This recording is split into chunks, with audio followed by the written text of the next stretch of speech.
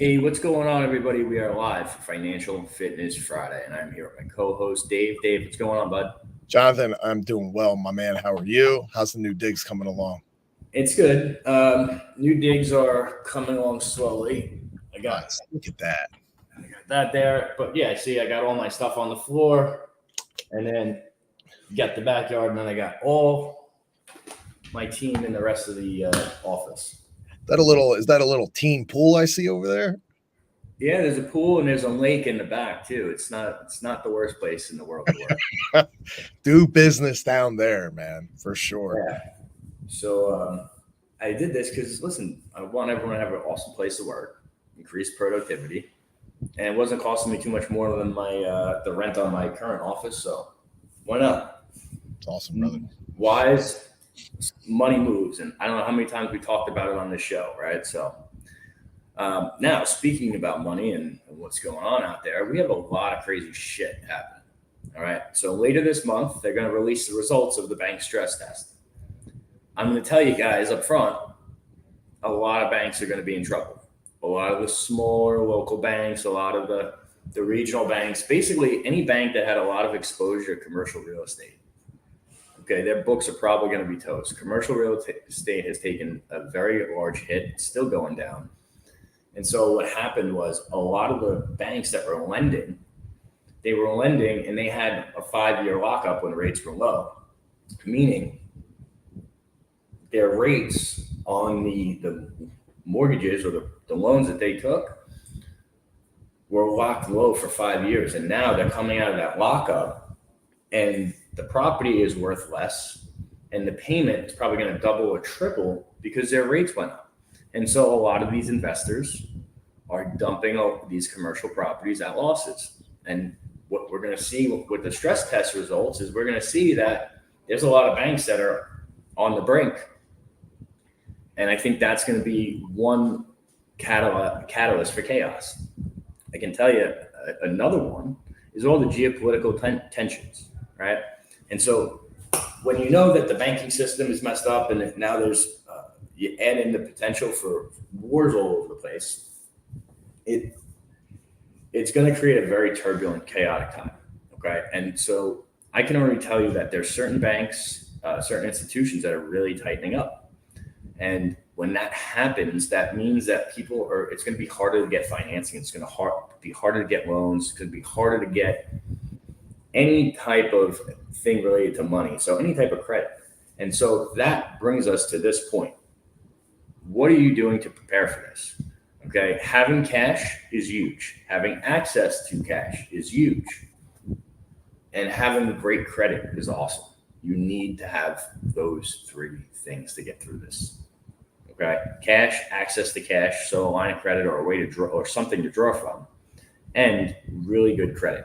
So that being said, I'm going to turn it over to Dave, and I want him to run into this segue on what you guys can do right now and what you can do today to get your credit in a better spot to be able to position yourself and make moves to have success out of this. So Dave, what do you got on this? Yeah, before I answer that, and I'm sure I'll get your take on this, and it's interesting what you said about the banks and stress tests and so forth coming up. One of the things that somebody told me, a banker told me the other day, and it makes sense, obviously, if you think about it. I'm sure a lot of you are getting a bunch of offers in the mail or emails from existing even credit card companies or those banks that you're doing business with. Hey, open up an account.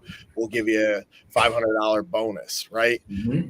A banker told me, man, like a lot of banks are struggling, are hawking deposits. They don't have enough money coming in, right? There's a shortage of deposits coming in. Well, why? What does that really mean? So how banks really work, it's okay, you deposit in, they loan money out. As soon as that money comes in, they get it out. Get it out, what is it, 9x, right? Yeah. You have that money. So if there's no money coming in, how are you going to give money out? And that's another crunch right there. So they're also being selective because of that shortage of inbound deposits coming in on who they're going to loan that out. And that's something that I don't hear anybody talking about that. No. So people are holding cash. I think there's a lot of distrust with banking system. I don't know if people are hoarding cash. I honestly mean that. I think that average person is not doing, as well as what you would think. So they're spending more, obviously draining those accounts quick, basically paycheck to paycheck. Yeah, it makes sense because when you add in or you think about the fact that the amount of credit card debt in this country has never been higher, right? It's all time high after all time high. Think about it. That's what people are using right now. Yeah.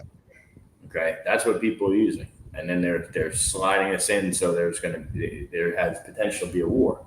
So, for me, I mean, what do people do today to get their credit in a better spot? Because if there are going to be competing, right? If it's going to be harder to get approved when you do need financing, well, you should start working on what you need to take care of today instead of waiting until when you need it. So what are some of the things that people can do to really get in that awesome spot? Yeah, absolutely. Number one is make sure you check it frequently, right? And what I mean by frequent, at least every 30 days, always within the first 7 to 10 days of the month. The big three, they'll update their reports. Okay. Everything will be reported by them because of reporting dates and so forth. But number one, check it. Make sure you know where you stand. Number two, if you happen to have been late on open accounts, especially, see what you can do to get them rectified. Okay. Especially if it's one, you got a 50-50 chance of getting it updated. Why is that important? Because one late payment, it's the biggest risk assessment when it comes to lending is, do you pay your stuff on time? Okay, flat out answer. If you ask me to borrow $10,000 and I don't know you, well, I want to make sure I'm going to get my money back. Okay, so that's the most important thing. If you have a late payment discrepancy, do what you can to take care of it. If you can't get it fixed, make sure you pay your stuff on time for at least the next 12 months, especially if you're borrowing money. Okay, if some might let you slide for 6, but rest assured, pay your stuff on time. You got to make a minimum payment. Unfortunately, I don't recommend it, but make the minimum payment to keep that cycle going. Okay. And by the way, guys, these are all control your controllables. This is everything I'm telling you is what you can control yourself. Third thing is you have open lines on a personal credit report. So in other words, if you have open balances on personal credit cards, get them paid down as quickly as possible or paid off. Okay. Why is that important? Because that's 30% of your credit score is having these balances reported. So if you're using 30% of your limits, chances are your score is probably down anywhere between 50, 100 points, right? Between 50 and 100 points, somewhere in there. Get it paid down, get that point increase back that you need. It gives you more borrowing power. Number 3, this is a little gray area. Some people might think I'm crazy on this. Some people may not.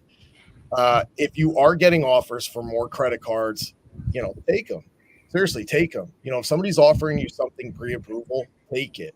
It's the old adage. It's the better to have it and not need it. Especially if you don't need it, take it. Why is that? Well, now you're extending your limits. If you got another card for $10,000 and you already have 9 cards for 10 grand a piece, well, you're adding 10% to your usage. So rest assured, if you need to use something, you're giving yourself another 10% buffer. Yep. Okay? So these are all things that people don't think of. Well, how much is too much? Oh, I don't need all these cards. You're right. You don't. That's why you should get them, because you don't need it. Okay. So those are the main controllables. And the last thing to say is if you don't have anything on auto pay, get it on auto pay. Yeah. And pay it at the statement date, not the due date. Yeah, get it paid off before. Like if you have credit cards and if you're somebody that pays it off in full anyway, pay it off, a few 5 days before it closes, because what are you doing then? It will always report to your credit report as a zero balance. If you let it go into the due date cycle, if you owe $500, well, it's going to show you have a $500 balance on your credit report then, even though you're going to pay it off. I love it. Guys, these are real tactical tips. And you know what, Dave? No one really talks about taking on more cards.